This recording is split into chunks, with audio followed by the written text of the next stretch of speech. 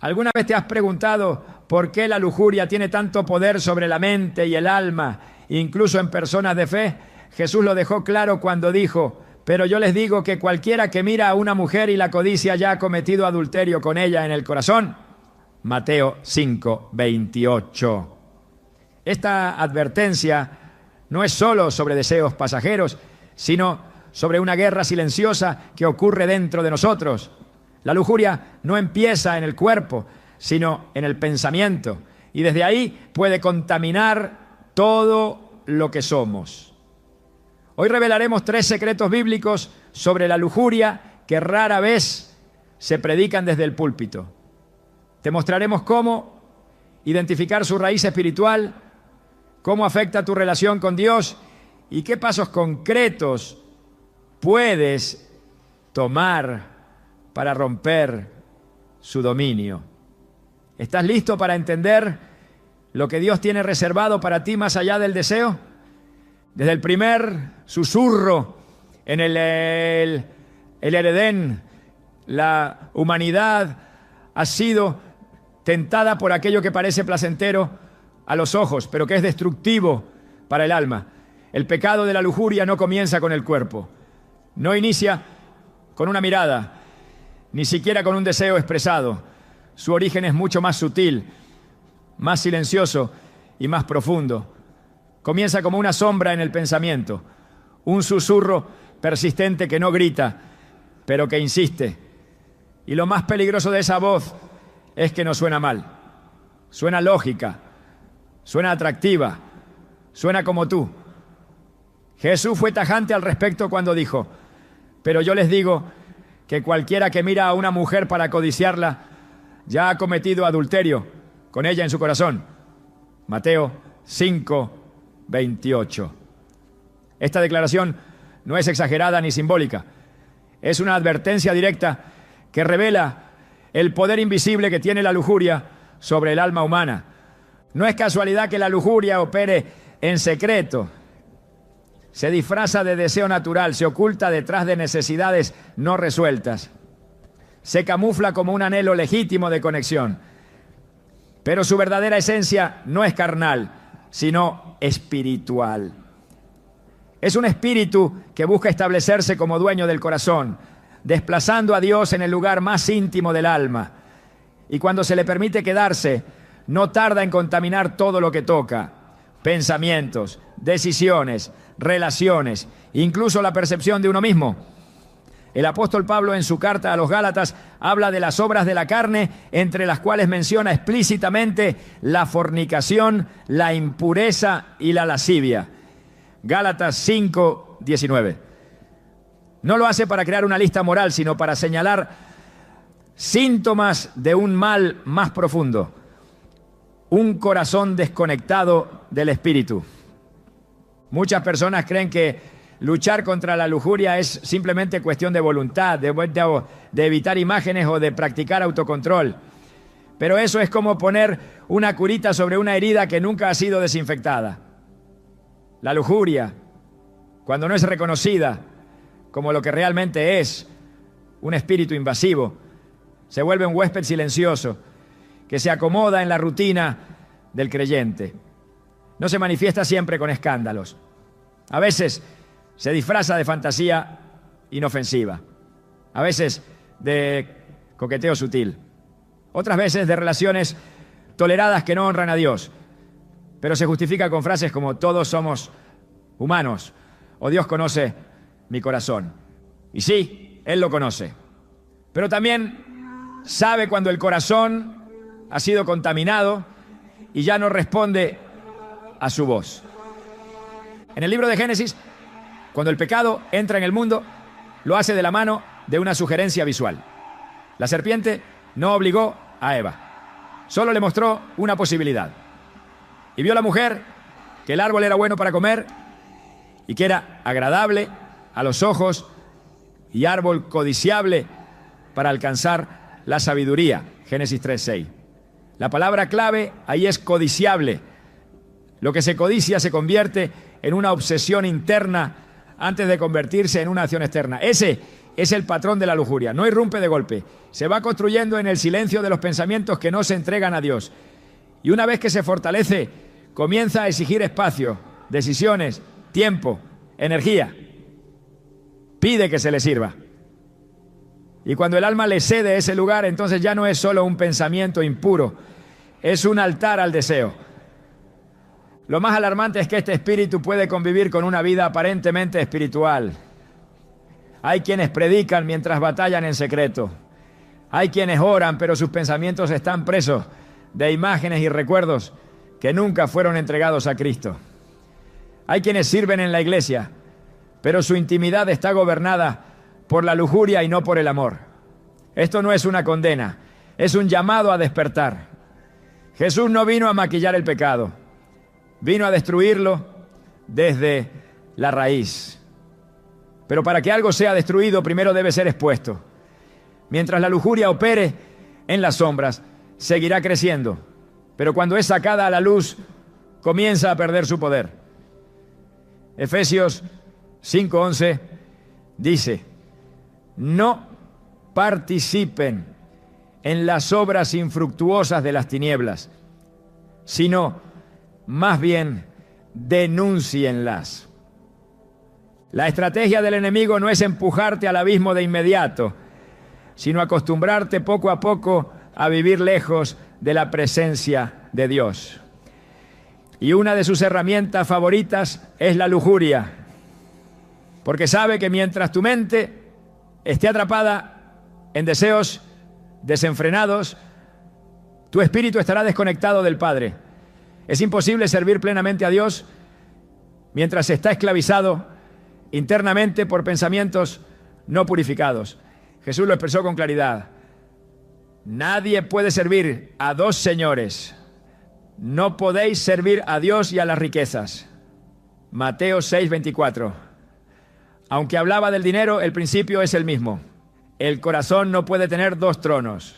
O reina Dios o reina el deseo. Muchos creyentes viven con una dualidad que los desgasta. Se arrepienten el domingo y caen el lunes. Lloran en la adoración, pero no pueden mirar a una persona sin desearla en su mente. Claman por libertad, pero no identifican que están luchando contra un espíritu que no puede ser vencido con motivación humana, sino con armas espirituales. En 2 Corintios 10, 4-5, Pablo dice: las armas de nuestra milicia no son carnales, sino poderosas en Dios para la destrucción de fortalezas, derribando argumentos y toda altivez que se levanta contra el conocimiento de Dios y llevando cautivo todo pensamiento a la obediencia a Cristo. Esta es la clave. No basta con resistir. Hay que llevar el pensamiento desde donde nace la lujuria a la obediencia de Cristo. La batalla se libra en la mente. Cada imagen, cada recuerdo, cada impulso puede ser una puerta o una cadena. Y si no se identifican, se normalizan. El problema no es que el pensamiento llegue. El problema es que se le dé hospedaje. David fue un hombre conforme al corazón de Dios. Pero cuando bajó la guardia y permitió que la vista se convirtiera en deseo, terminó cayendo en adulterio y asesinato. Todo comenzó con una mirada, pero no fue la mirada lo que lo destruyó. Fue lo que permitió que esa mirada hiciera en su corazón. El Salmo 51 es su clamor de arrepentimiento, y en él se percibe el peso de lo que significa haber dado lugar al pecado. Crea en mí, oh Dios, un corazón limpio y renueva un espíritu recto dentro de mí. Salmo 51:10. La lujuria no solo lo llevó a pecar, lo contaminó espiritualmente. Este es el motivo por el que muchos no experimentan la plenitud de la vida cristiana. No porque Dios los haya rechazado, sino porque todavía están ligados por cadenas invisibles. La lujuria no necesita un acto externo para destruirte. Solo necesita que le abras la puerta del pensamiento y le dejes decorar tu interior con mentiras disfrazadas de deseo. Pero Dios, en su misericordia, no se limita a señalarnos el pecado. Él ofrece restauración, ofrece limpieza, ofrece libertad. En el 1 Juan 1:9 encontramos una promesa poderosa. Si confesamos nuestros pecados, Él es fiel y justo para perdonar nuestros pecados y limpiarnos de toda maldad. Muchos se avergüenzan tanto de su lucha que nunca la confiesan. Viven con miedo, con culpa, con resentimiento hacia sí mismos. Creen que nadie más entiende, pero la verdad es que Dios no se escandaliza por tus pensamientos. Él ya los conoce. Lo que quiere es que se los entregues. No puedes vencer lo que te niegas a reconocer. El primer paso hacia la libertad es llamar a la lujuria por su nombre. Verla como lo que realmente es. Un espíritu que quiere gobernarte. Pero hay uno mayor. El Espíritu Santo no es una emoción. Es una persona que habita en ti si le das acceso. Y cuando Él entra, todo espíritu contrario debe salir. La pureza no es una utopía, es una realidad accesible para quienes rinden su interior a la autoridad de Cristo. No se trata de nunca fallar, se trata de no vivir esclavizado. Jesús no murió para que sobrevivas en la culpa. Murió para que camines en victoria. Cada vez que eliges rendir tus pensamientos, estás proclamando que Dios tiene autoridad sobre tu mente. Y esa decisión, aunque invisible para otros, tiene consecuencias eternas. La lujuria es sutil, pero no es invencible. Su poder radica en el secreto. Y cuando la traes a la luz, pierde su dominio. Este es el inicio de una guerra que no puedes seguir ignorando. No estás solo, no estás condenado, estás llamado a la libertad. Pero no una libertad superficial, sino una que transforma desde el pensamiento hasta la acción. El enemigo quiere que creas que siempre serás esclavo de este deseo.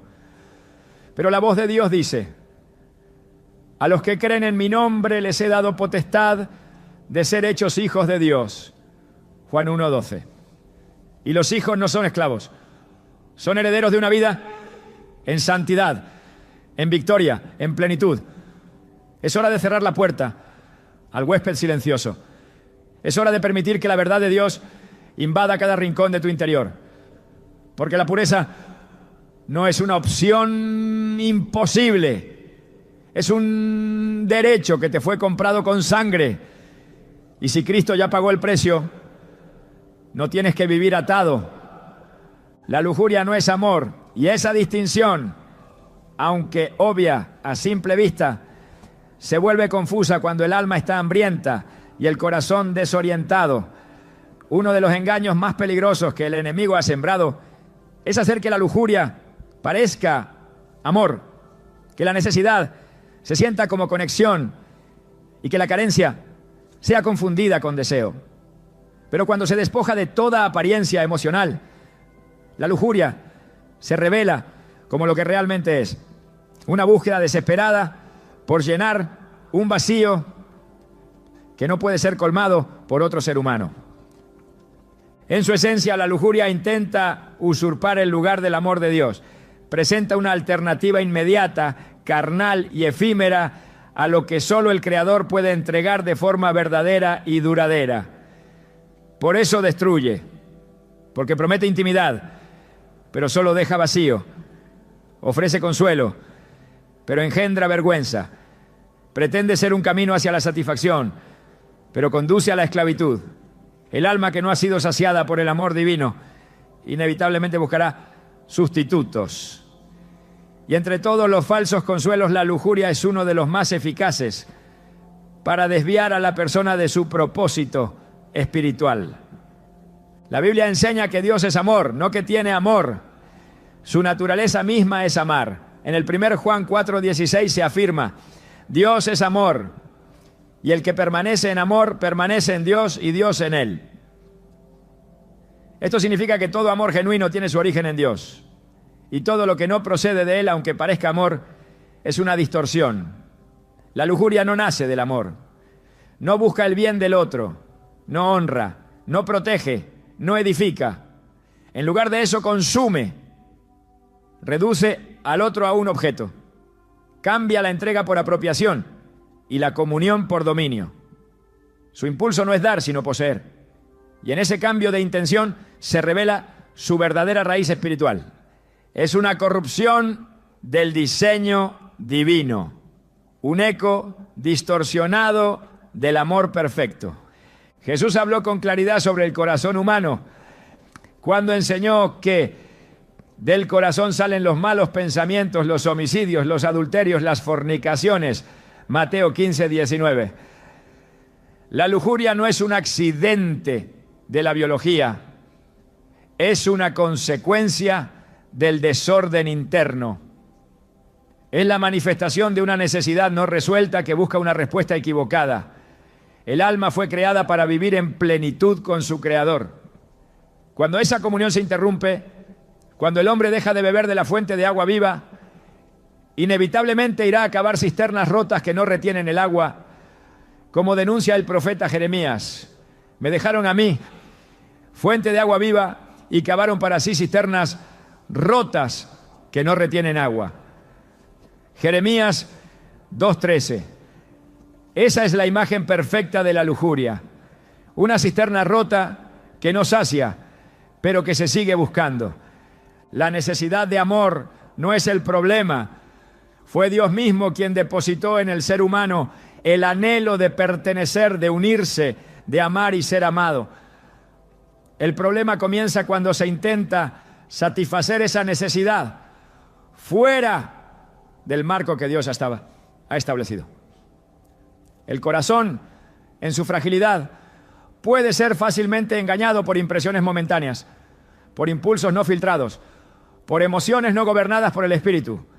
Y cuando el deseo se convierte en amo, cuando el impulso toma el control, el alma se desconecta del amor verdadero y empieza a buscar satisfacción en aquello que nunca fue diseñado para saciar. La lujuria se alimenta del vacío. Mientras el corazón permanezca insatisfecho con Dios, mientras el alma no se rinda a su presencia y su palabra, el deseo de posesión seguirá al acecho. Pero cuando la relación con Dios es restaurada, cuando el Espíritu Santo ocupa el centro del interior humano, la lujuria pierde fuerza, porque la necesidad que la alimentaba ha sido suplida por la verdadera fuente. El Salmo 107:9 declara: porque sacia al alma menesterosa y llena de bien al alma hambrienta. No existe sustituto en este mundo que pueda hacer por el corazón lo que solo Dios puede hacer. Y esa es la verdad que la lujuria intenta ocultar. Muchos caen no porque amen demasiado, sino porque no conocen el amor verdadero. La falta de comprensión del amor bíblico deja al alma vulnerable a las falsificaciones emocionales. Pablo, en su carta a los Corintios, escribió que el amor es sufrido, es benigno. El amor no tiene envidia, no es jactancioso, no se envanece, no hace nada indebido. Primera carta a los Corintios 13, 4-5. Nada de eso está presente en la lujuria. La lujuria no espera, exige, no se sacrifica, toma, no se sujeta, manipula. Y cuando se consume, no deja gratitud, deja culpa. No acerca a Dios, aleja, no edifica el alma, la debilita. Este es el motivo por el que la lujuria destruye relaciones, incluso aquellas que comenzaron con buenas intenciones. Porque la base no era el amor de Dios, sino una necesidad emocional no procesada espiritualmente. Y toda relación que nace de un vacío termina reforzando ese vacío. Solo el amor que fluye desde la plenitud en Dios puede edificar algo duradero. Cuando una persona entra en una relación esperando que el otro llene lo que solo Dios puede llenar, ya ha puesto sobre esa persona una carga que no puede sostener, y tarde o temprano eso se quiebra. En Romanos 5:5 se nos da una promesa poderosa. El amor de Dios ha sido derramado en nuestros corazones por el Espíritu Santo que nos fue dado. Ese amor no es conceptual, es real. Tiene la capacidad de transformar el corazón, de reordenar los deseos, de purificar las intenciones. Pero para que esto ocurra, es necesario reconocer que el deseo no puede gobernar más, que el hambre del alma no puede seguir siendo dirigida hacia pozos vacíos, que el cuerpo no puede seguir siendo instrumento de consumo emocional, que el alma no puede seguir persiguiendo migajas de afecto cuando el banquete del amor divino está disponible. Uno de los efectos más peligrosos de la lujuria es su capacidad de desensibilizar el alma. Lo que antes escandalizaba, ahora se tolera.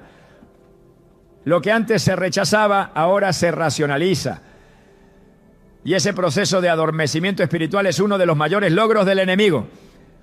Cuando el corazón deja de distinguir entre lo santo y lo profano, cuando la conciencia se vuelve tibia, cuando la mente justifica lo que antes discernía como error, el terreno ya ha sido entregado.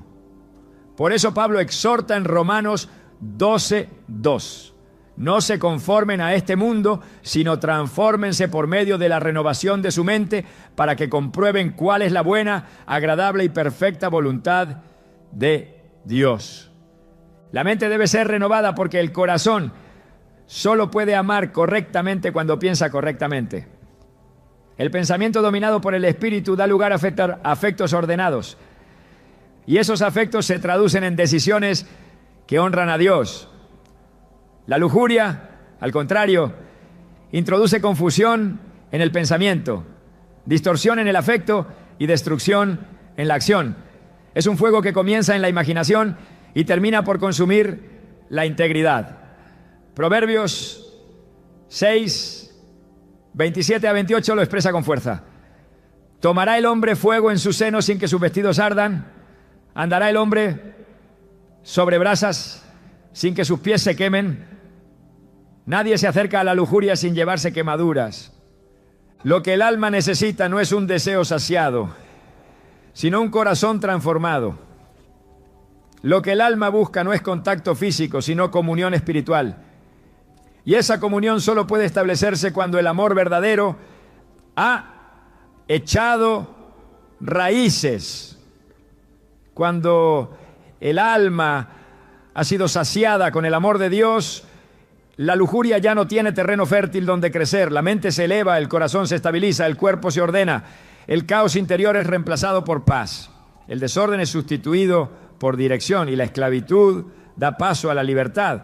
El amor de Dios no es teórico ni distante, es real, es tangible, es transformador, pero no entra por la fuerza, se recibe con rendición. Y solo cuando se reconoce que todo intento de suplir ese amor por medios humanos ha fracasado, entonces el alma está lista para ser renovada. Isaías 55:1 hace una invitación eterna. Todos los sedientos, venid a las aguas, y los que no tienen dinero, venid, comprad y comed, sin dinero y sin precio. La lujuria cobra caro y no da nada duradero. El amor de Dios es gratuito y lo transforma todo.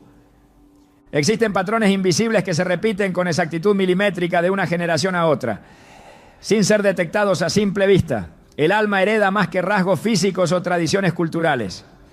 Hereda también inclinaciones, impulsos, debilidades espirituales que se transmiten como una sombra silenciosa a través de los años. La lujuria, cuando no es confrontada, puede convertirse en una herencia maldita que contamina la sangre, nubla el discernimiento y entorpece el propósito de quien la arrastra sin saberlo.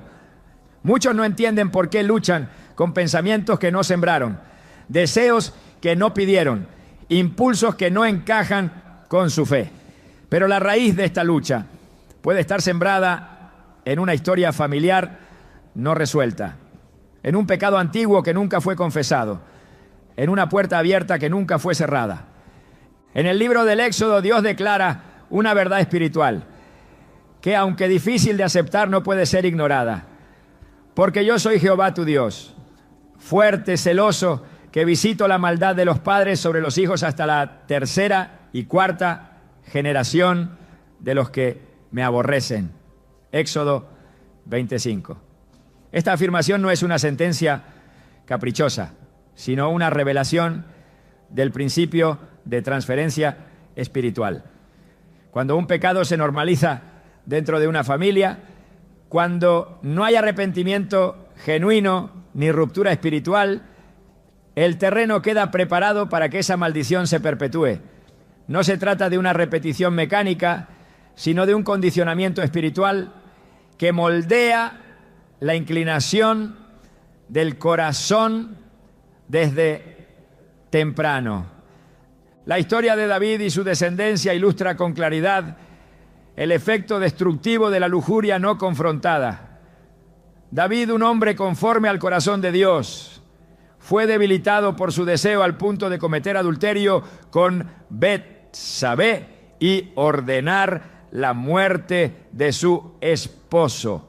Aunque se arrepintió y fue perdonado, las consecuencias no desaparecieron. La herida espiritual quedó abierta en su casa. Su hijo Amnón violó a su media hermana Tamar, repitiendo el mismo patrón de deseo incontrolado.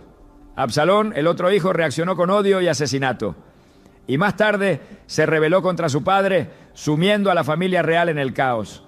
La lujuria que David no cortó de raíz terminó corrompiendo la estructura interna de su linaje.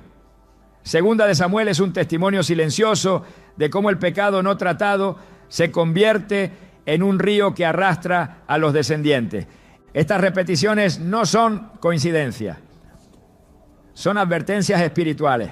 En muchas familias el pecado sexual ha operado como una marca invisible, infidelidades que se repiten, impulsos desordenados que serán. Una atracción constante por lo prohibido que parece imposible de vencer. La lujuria se convierte entonces en una estructura generacional que instala su base en lo emocional, lo mental y lo espiritual. Pero por más profunda que parezca, no es invencible. El poder de Cristo no solo perdona el pecado presente, también corta la raíz del pasado. En Lamentaciones 5:7 leemos: nuestros padres pecaron y han muerto, y nosotros llevamos su castigo. Esta confesión no es resignación, es discernimiento. Reconocer la carga heredada es el primer paso para desactivarla.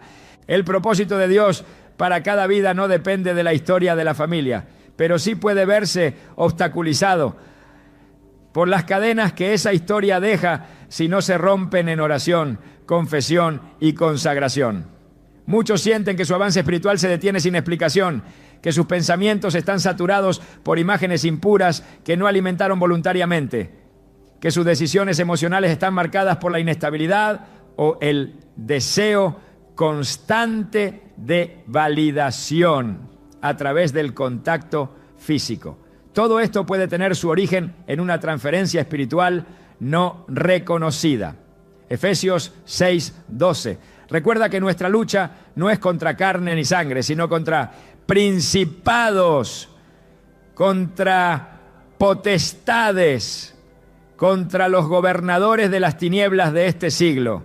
Y estos principados no respetan generaciones, sino se les enfrenta con armas espirituales. En el libro de Josué, Dios instruyó al pueblo de Israel a destruir toda influencia pagana que pudiera contaminar la herencia prometida. No fue un acto cultural, fue una acción espiritual. Cada ídolo derribado, cada práctica impura erradicada, era una señal de que la nueva generación no caminaría bajo las cadenas del pasado. Del mismo modo, todo creyente que identifica la herencia espiritual de lujuria en su familia debe ponerse de pie con la misma determinación. No con temor, sino con autoridad. No con culpa, sino con identidad. La cruz de Cristo no solo canceló el pecado individual, también rompió el poder del pecado transmitido. En Isaías 10:27 se proclama una promesa eterna. Acontecerá en aquel tiempo que su carga será quitada de tu hombro y su yugo de tu cerviz, y el yugo se pudrirá a causa de la unción. La lujuria heredada se pudre en la presencia de Dios cuando se invoca su autoridad con convicción. No hay atadura generacional que pueda resistir el poder de la sangre de Cristo. Pero para ejercer ese poder se requiere conocimiento, entrega y decisión. No basta con conocer el patrón, es necesario interrumpirlo. No basta con identificar la inclinación, es necesario someterla. No basta con llorar por el pasado, es necesario romper los pactos invisibles que aún le dan permiso al enemigo para operar. Uno de los principios más ignorados en la vida espiritual es que lo que no se confronta se hereda. Lo que se tolera en secreto termina manifestándose en público. Lo que se minimiza termina multiplicándose. Por eso el llamado de Dios no es a gestionar el pecado, sino a eliminarlo desde la raíz. Cuando Jesús enseñó sobre el pecado del deseo, dijo sin rodeos: si tu ojo derecho te es ocasión de caer, sácalo. Y si tu mano derecha te es ocasión de caer, córtala. Mateo 5, 29, 30. No estaba hablando de mutilación física, sino de un acto espiritual de ruptura radical. El lenguaje es violento porque la atadura lo exige. La lujuria no es un error, es una cadena. Y toda cadena requiere una espada que la rompa. El objetivo del enemigo al perpetuar este pecado en la familia no es solo producir culpa, sino debilitar la capacidad espiritual de quienes han sido llamados a cambiar la historia.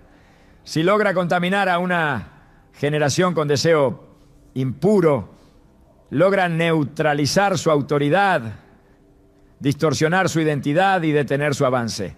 La lujuria tiene un costo más alto que el placer momentáneo. Su precio es el estancamiento espiritual, el alejamiento de la voz de Dios y muchas veces la desviación total del llamado. En el Salmo 78 se relata cómo una generación que había visto las maravillas de Dios se desvió por no guardar su corazón. Pecaron aún contra él, rebelándose contra el Altísimo en el desierto. Salmo 78, 17. La rebelión fue precedida por la contaminación interior. Siempre lo es. Dios no permite que sus hijos vivan atados sin enviar señales, sin provocar incomodidades internas, sin hacer sonar la alarma de la conciencia. Si hay una lucha constante con la lujuria, si el pensamiento insiste en inclinarse hacia ese deseo impuro, si la intimidad espiritual se ha debilitado, es probable que haya un legado que debe ser renunciado. No basta con resistir el impulso, es necesario declarar la ruptura de todo vínculo que haya sido establecido, consciente o inconscientemente, en generaciones pasadas. Y esa declaración debe estar basada en la autoridad de la palabra. Gálatas 3:13 afirma: Cristo nos redimió de la maldición de la ley, hecho por nosotros maldición. Todo lo que el pasado intentó imponer queda sin efecto bajo esa redención. El plan de Dios es que cada nueva generación camine con más luz, más autoridad, más pureza.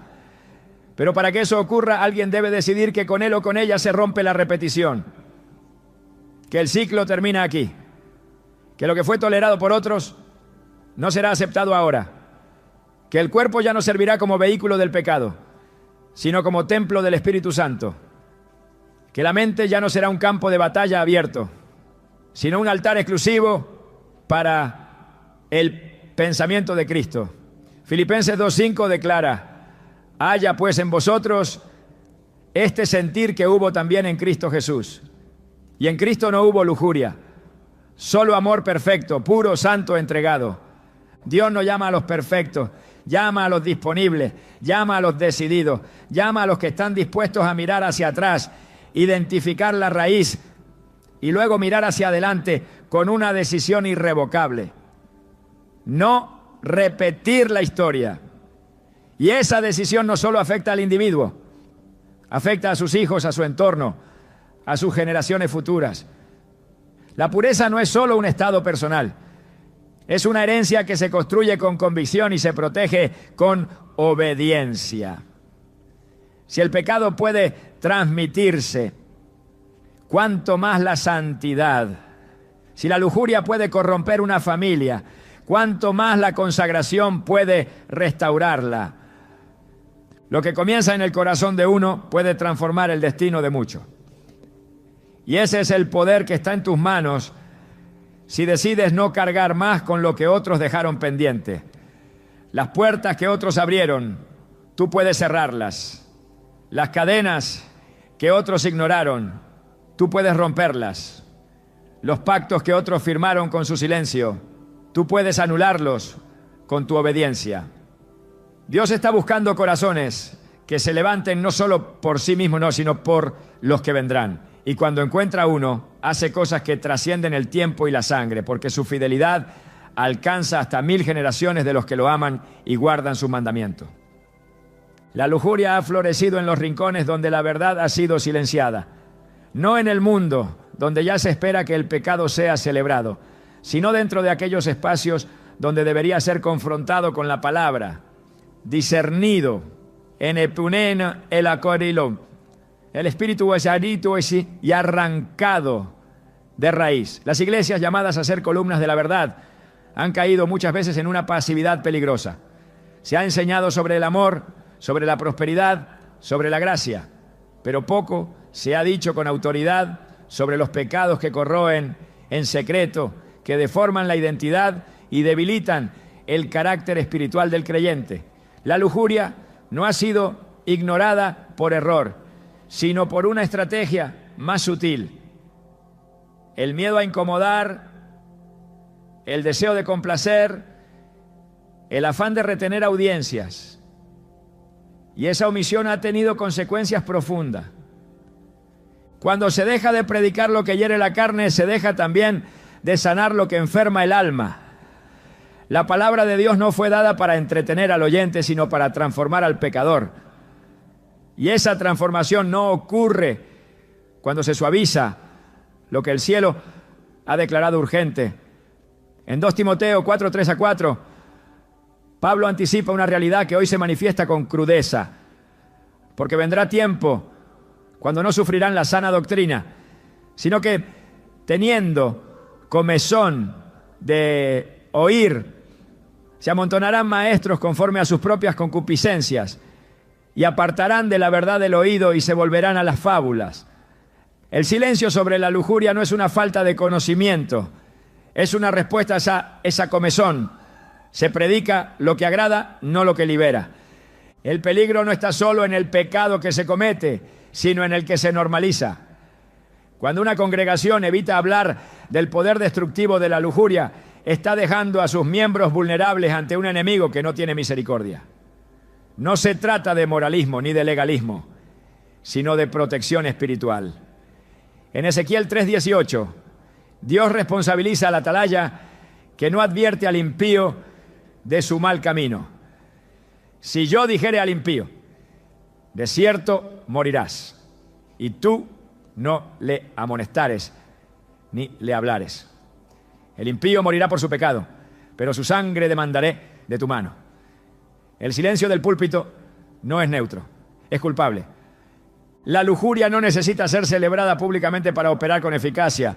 Le basta con que no se la mencione, le basta con el vacío, con ese espacio que debería estar lleno de palabra viva y confrontación amorosa, pero que ha sido ocupado por discursos tibios y tolerancia disfrazada de amor. Cuando no se predica sobre la santidad, el pecado no desaparece, se acomoda. Cuando no se expone lo impuro, no se limpia, se profundiza. La palabra es como fuego, como martillo que quebranta la piedra, como espada que penetra hasta lo más profundo del alma. Pero si esa espada se envaina para no herir sensibilidades, el alma queda indefensa ante las garras del enemigo.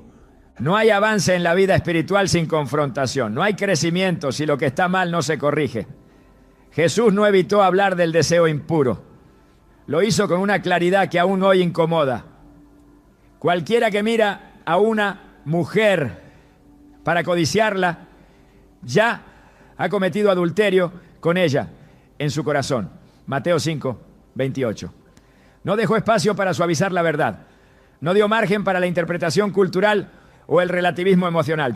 Llamó al pecado por su nombre y trazó una línea nítida entre el pensamiento puro y el corazón contaminado. Esa claridad hoy es reemplazada en muchos lugares por discursos que elevan la autoestima pero no purifican el espíritu. Cuando se predica un evangelio sin cruz, se genera una fe sin poder. Y el poder no se manifiesta en una atmósfera emocional, sino en una transformación interior real. La iglesia que no habla de la lujuria es una iglesia que deja sin herramientas a los que luchan en secreto. Es una iglesia que ve al caído, pero no lo equipa para levantarse.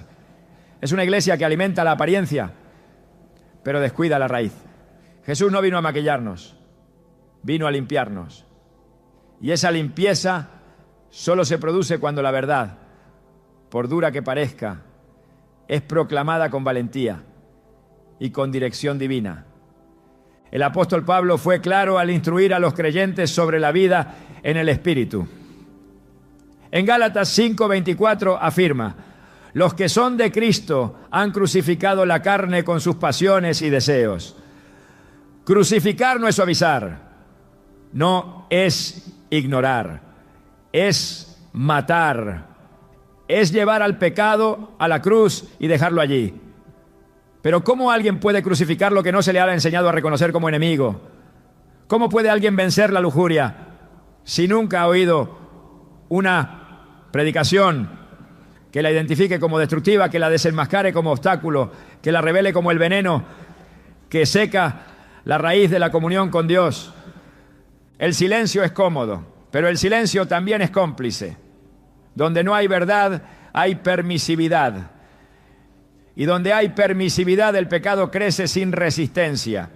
En Apocalipsis, Jesús reprende con firmeza a la iglesia de Tiatira por tolerar a Jezabel, una figura que representa la seducción espiritual y la impureza. No se trataba de lo que se enseñaba abiertamente, sino de lo que se permitía en lo oculto. Apocalipsis 2:20 dice: pero tengo unas pocas cosas contra ti, que toleras que esa mujer, Jezabel, seduzca a mis siervos a fornicar. La advertencia fue clara: no basta con enseñar lo correcto, hay que rechazar lo corrupto. No es suficiente con proclamar amor, hay que denunciar el veneno que impide al alma responder a ese amor. Cada generación necesita voces que no teman señalar el camino, aunque eso implique incomodidad. Las ovejas no necesitan entretenimiento, necesitan dirección. Y el pastor que guarda silencio mientras el lobo devora no está cuidando el rebaño, está abandonando su llamado. La lujuria no va a detenerse por sí sola. Necesita ser enfrentada con verdad, con poder, con palabra viva, que corte con precisión y restaure con profundidad. Hebreos 4:12 nos recuerda que la palabra de Dios es viva y eficaz y más cortante que toda espada de dos filos, y discierne los pensamientos y las intenciones del corazón. Ese es el nivel de profundidad que transforma.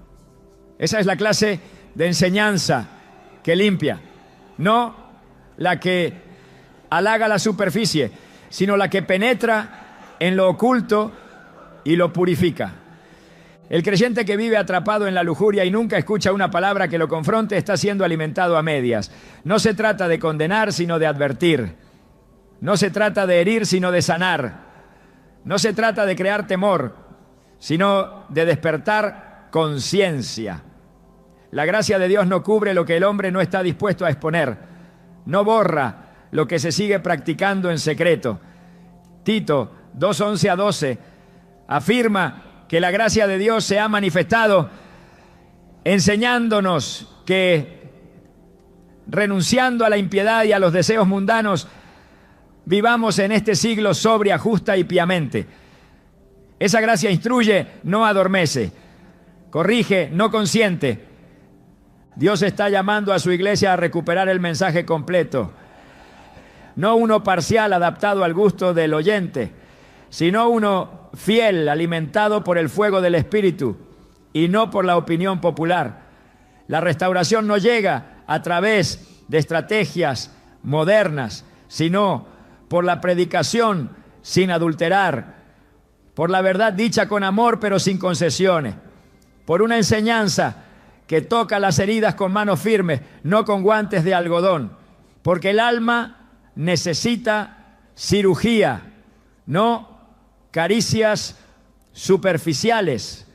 El pecado de la lujuria no se elimina con indiferencia, sino con espada espiritual. Cuando la iglesia retoma su voz profética, el pecado tiembla. No porque los hombres tengan poder, sino porque el cielo respalda a los que proclaman su verdad. Cuando se denuncia la lujuria con firmeza, los corazones se estremecen, las mentes se aclaran, las cadenas empiezan a romperse. No hay liberación sin confrontación, no hay victoria sin lucha. Y la lucha comienza cuando alguien se atreve a hablar, cuando alguien se para en el altar y dice lo que muchos prefieren callar. No hay reforma sin palabra, no hay avivamiento sin arrepentimiento. Y no hay arrepentimiento si el pecado no ha sido señalado con claridad. Dios está buscando bocas limpias, lenguas valientes, voces que no teman declarar lo que el cielo ya ha decretado. Que digan que la lujuria es una corrupción del diseño divino. Que proclamen que el cuerpo fue hecho para honrar a Dios, no para ser vehículo de placer egoísta. Que enseñen que el pensamiento debe ser renovado, el corazón purificado y la voluntad rendida. No para impresionar, sino para obedecer. No para aparentar, sino para reflejar. El silencio de la iglesia frente a la lujuria ha sido costoso. Pero el tiempo del silencio ha terminado. Es tiempo de hablar, de enseñar, de interceder, de predicar con verdad y sin temor. Porque solo la verdad libera. Y solo la verdad que se proclama puede arrancar del corazón lo que lo ha corrompido por tanto tiempo. La lujuria no se vence con fuerza humana. No basta la intención, el deseo de cambiar o los compromisos mentales. No es suficiente con decidir dejarla si el alma no se somete a un proceso espiritual que rompa su poder desde la raíz. Porque este pecado tiene una estructura que se sostiene en lo invisible y solo las armas del Espíritu tienen la capacidad de desmantelarla por completo. Muchos han intentado liberarse de la lujuria, evitando ciertas conductas, alejándose de entornos, imponiéndose reglas, pero nada de eso transforma lo que permanece oculto en el corazón. La única forma de cortar con el ciclo es enfrentarlo con luz, con humildad, con fuego y con verdad. Y para eso la palabra revela herramientas espirituales que no solo limpian, sino que restauran. La primera de ellas es la confesión, no como un acto superficial de remordimiento, sino como una declaración frontal de guerra contra lo que ha contaminado el interior. El alma que confiesa no se excusa, se rinde, no negocia, se expone. La confesión no es un trámite religioso, es un acto de revelación que obliga a la oscuridad a salir. En Proverbios 28:13 está escrito: el que encubre sus pecados no prosperará, mas el que los confiesa y se aparta alcanzará misericordia. Esta es una clave espiritual irrevocable. Mientras el pecado se esconda, seguirá creciendo. Mientras se justifique, seguirá gobernando. Pero cuando se declara con sinceridad, pues el reto pierde el espacio que lo alimentaba. Dios no exige confesión por él, sino por nosotros. Él ya lo sabe todo, pero el alma solo se libera cuando deja de callar. Y esa confesión debe ir más allá del susurro en la mente. Tiene que ser verbal, específica, completa, no para ser condenado, sino para ser purificado. 1 Juan 1:9 afirma: si confesamos nuestros pecados, Él es fiel y justo para perdonar nuestros pecados y limpiarnos de toda maldad. La limpieza no viene con el silencio, llega con la rendición. La confesión no es señal de debilidad, es evidencia de que el alma ha decidido dejar de proteger lo que la destruye, que ha renunciado al pacto con el deseo, que ya no está dispuesta a convivir con lo que apaga la voz del Espíritu. Pero la confesión no es el único paso. La lujuria no solo se alimenta del silencio, se fortalece también con hábitos que esclavizan los sentidos y debilitan el espíritu. Por eso Dios estableció el ayuno no como una práctica ocasional o ceremonial, sino como una disciplina espiritual que reordena el alma, somete la carne y restaura la sensibilidad perdida. El ayuno rompe cadenas porque reduce al cuerpo a lo esencial y exalta la voz de Dios por encima del ruido de las emociones. Isaías 58 describe el ayuno verdadero como aquel que desata las ligaduras de impiedad, que suelta las cargas de opresión y que deja libres a los quebrantados. Isaías 58:6. No es una abstención vacía, es una guerra espiritual. La lujuria necesita que el cuerpo sea dominante, que el deseo mande, que la carne imponga su urgencia. Pero cuando el creyente ayuna con propósito, con humildad, con dirección divina, declara con su cuerpo que ya no será esclavo del impulso. El ayuno debilita las estructuras internas del pecado, porque niega el alimento físico mientras fortalece el alimento espiritual. Cada día de ayuno no es una simple resistencia, es un acto profético que declara al cielo y al infierno que el alma está en transición, que se está reclamando de nuevo el territorio perdido. Las imágenes contaminadas empieza a ser renovada. Romanos 12:1-2 lo expresa con claridad. Presentad vuestros cuerpos en sacrificio vivo. No os conforméis a este siglo, sino transformaos por medio de la renovación de vuestro entendimiento. No se trata solo de resistir el pecado, se trata de rendir el cuerpo y renovar la mente. Y ese proceso requiere disciplina espiritual, no solo buenas intenciones. En la Escritura, los grandes cambios espirituales siempre fueron precedidos por tiempos de ayuno y humillación. Moisés ayunó antes de recibir la ley. Esther ayunó antes de entrar al palacio. Elías ayunó antes de escuchar la voz de Dios. Jesús mismo ayunó 40 días antes de iniciar su ministerio. Cada uno de ellos se vació para ser lleno. Se debilitó físicamente para ser fortalecido espiritualmente. Se desconectó del mundo para alinearse con el cielo. Y en esa alineación es donde se produce la verdadera libertad. Porque no hay libertad en seguir resistiendo solo. La libertad verdadera ocurre cuando el corazón es invadido por el poder del Espíritu Santo. Y eso solo sucede cuando hay lugar limpio para que Él habite. La lujuria no puede convivir con una vida de búsqueda profunda. No resiste la oración constante. No sobrevive al ayuno sostenido. No se alimenta en un corazón que confiesa, que gime, que se quiebra en presencia de Dios. Porque el fuego del Espíritu consume lo que no le pertenece. Pero ese fuego no desciende sobre lo que no se ha rendido. Dios no fuerza la restauración. Él la activa cuando ve que el alma ha tomado la decisión de morir a sí misma para vivir para Él. Gálatas 5:16 lo declara así: andad en el Espíritu y no satisfagáis los deseos de la carne. No dice que la carne desaparecerá, sino que no será obedecida.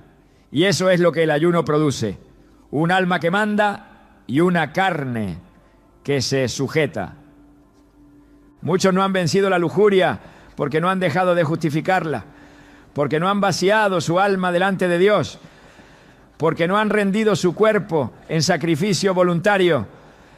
Pero hoy la invitación no es a intentarlo una vez más con las mismas armas. Es a tomar las herramientas que el cielo ya dejó establecidas, a confesar con sinceridad, a ayunar con humildad, a resistir con convicción y a permitir que el Espíritu Santo haga lo que solo Él puede hacer: romper el ciclo. Porque hay ciclos que no se rompen con fuerza, sino con fuego. Y ese fuego está disponible para todo el que está dispuesto a vaciarse. La restauración no es inmediata, pero es inevitable. Cuando el alma se rinde, el deseo no desaparece en un día, pero su dominio se quiebra cuando el corazón se somete. El pensamiento no se limpia por inercia, pero comienza a ser purificado cuando se llena de palabra. Por eso la confesión debe ir acompañada de meditación diaria.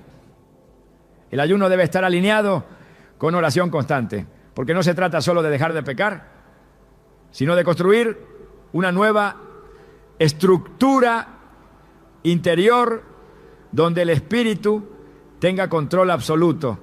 El alma fue creada para ser habitada, y si no la llena Dios, la llenará el deseo. No hay pecado tan profundo que no pueda ser perdonado. No hay hábito tan fuerte que no pueda ser quebrado. No hay historia tan marcada que no pueda ser reescrita. Pero todo eso depende de una decisión. La decisión de dejar de ocultar, de dejar de resistir en lo superficial, de entregarse completamente, de permitir que la cruz no sea solo un símbolo, sino una herramienta de muerte y resurrección. Porque la cruz sigue teniendo poder, pero solo para los que deciden cargarla. Y cargarla significa morir al placer fácil, al deseo egoísta, al impulso carnal. Dios no quiere hijos que sobrevivan, quiere hijos que reinen, que vivan en libertad, en santidad, en plenitud.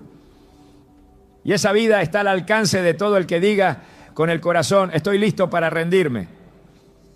El camino está trazado. La puerta está abierta. El poder ya fue entregado. Solo falta la decisión. La lujuria pierde autoridad cuando el cuerpo recupera su propósito. Mientras el ser humano se perciba como dueño de sí mismo, seguirá creyendo que puede usar su cuerpo como le plazca. Pero cuando se revela la verdad, todo cambia. El cuerpo no fue creado para ser un instrumento del deseo, sino un santuario. No es propiedad privada, es posesión consagrada. No existe para satisfacer impulsos, sino para reflejar la gloria de su creador. Esta es la verdad que el enemigo ha intentado ocultar con más empeño, porque cuando un hijo de Dios entiende que es templo, la lujuria deja de tener poder sobre él. El apóstol Pablo lo dijo con autoridad en 1 Corintios 6, 19 a 20. ¿O ignoráis que vuestro cuerpo es templo del Espíritu Santo y que no sois vuestro? Porque habéis sido comprados por precio. Glorificad, pues, a Dios en vuestro cuerpo y en vuestro espíritu, los cuales son de Dios. Este no es un llamado simbólico, es una realidad espiritual. Todo aquel que ha sido redimido por Cristo ha sido comprado con su sangre. Y lo que ha sido comprado ya no se posee a sí mismo. El cuerpo pertenece al Señor. Fue hecho para la pureza, para la adoración, para ser habitación de lo santo. Y cuando esa identidad se asume, el pecado ya no puede ocupar el mismo espacio. La lujuria necesita que el cuerpo sea visto como un objeto, pero el espíritu lo ha declarado altar. La lujuria trata al cuerpo como una herramienta para el placer momentáneo. El cielo lo ve como un canal para expresar la voluntad de Dios en la tierra. El conflicto no está solo en la conducta, sino en la identidad. Porque cuando el creyente sigue pensando que es libre de usar su cuerpo como desee, le abre la puerta al enemigo para entrar con fuerza. Pero cuando se cierra esa puerta con convicción y reverencia, el pecado pierde derecho legal. La pureza no es una meta moralista, es una forma de adoración. es una respuesta a la santidad de aquel que ha decidido habitar en el interior. Dios no busca cuerpos perfectos, busca cuerpos consagrados. No demanda estética, demanda obediencia. No pide perfección, pide rendición. El Espíritu Santo no comparte espacio con lo impuro. Donde Él entra, limpia. Donde Él habita, transforma. Y cuando toma posesión del cuerpo, lo convierte en instrumento de honra. Romanos 6:13 enseña: no presentéis vuestros miembros al pecado como instrumentos de iniquidad, sino presentaos vosotros mismos a Dios como vivos de entre los muertos y vuestros miembros a Dios como instrumentos de justicia. La batalla no está en evitar lo prohibido, sino en rendir cada parte del cuerpo a la voluntad divina. Los ojos, las manos, los pensamientos, los deseos, todos deben ser ofrecidos como parte de un sacrificio vivo. Porque lo que no se entrega, el enemigo lo reclama. Pero lo que se rinde, el cielo lo usa. La lujuria se fortalece cuando el cuerpo no ha sido entregado en totalidad. Pero cuando el alma declara que ya no se pertenece, cuando el cuerpo es presentado como templo, cuando la mente es renovada por la palabra, la presencia de Dios se manifiesta con poder. Y no hay fuerza de las tinieblas que pueda resistir a un cuerpo que ha sido convertido en altar, porque el fuego del cielo no desciende sobre estructuras vacías, sino sobre templos que han sido preparados con reverencia. La verdadera libertad se manifiesta cuando el creyente vive en conciencia constante de quien lo habita. Cuando cada decisión, cada movimiento, cada pensamiento está gobernado por la verdad de que el Espíritu Santo reside en su interior. Esa conciencia no genera temor, produce reverencia, no paraliza, empodera, no condena, purifica, porque saber que Dios habita en uno no es una carga, es una honra, es el privilegio más alto que un alma puede experimentar, y ese privilegio exige una vida alineada a su presencia. La lujuria no puede habitar donde el Espíritu es Señor, y cuando el cuerpo deja de ser trono del deseo para convertirse en trono de la gloria de Dios, la batalla ya está ganada. El enemigo huye. La tentación pierde fuerza. Y el propósito comienza a cumplirse. Porque no se puede servir a dos señores. No se puede ser templo y ser instrumento del pecado al mismo tiempo. Cuando el cuerpo es consagrado, la lujuria no encuentra terreno fértil. Se seca, se desvanece, se rompe. Dios está levantando una generación de templos vivos, no de espectadores, sino de portadores de gloria, no de creyentes ocasionales, sino de sacerdotes consagrados, no de cuerpos disponibles para el deseo, sino de cuerpos disponibles para la voluntad del cielo. Y todo comienza con una decisión, la decisión de rendirse, de consagrarse, de vivir como lo que realmente se es, un templo del Espíritu Santo. Lo más peligroso de la lujuria no es lo que hace con tu cuerpo, sino lo que intenta robarle a tu espíritu.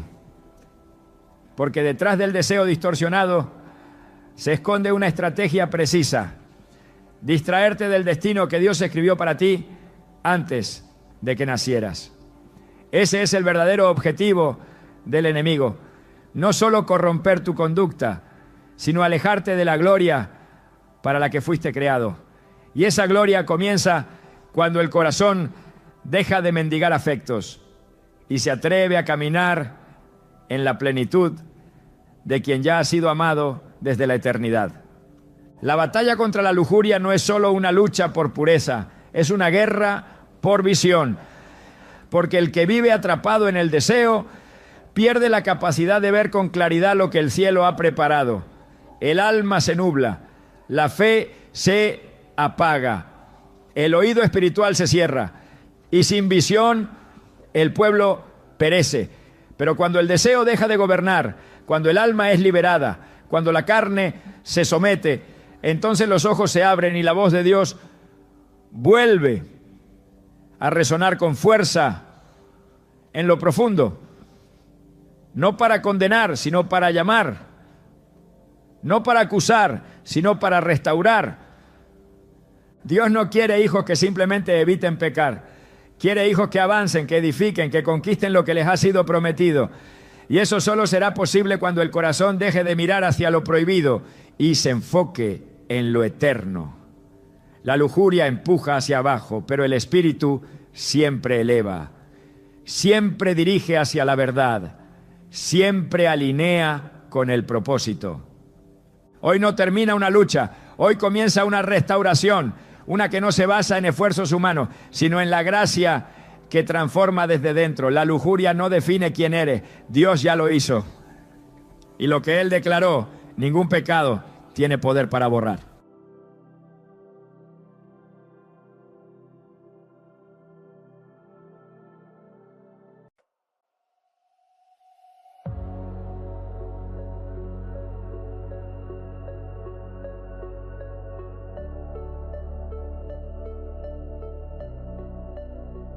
Before my eyes,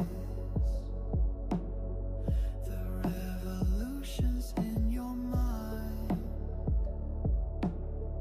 the trees are growing upside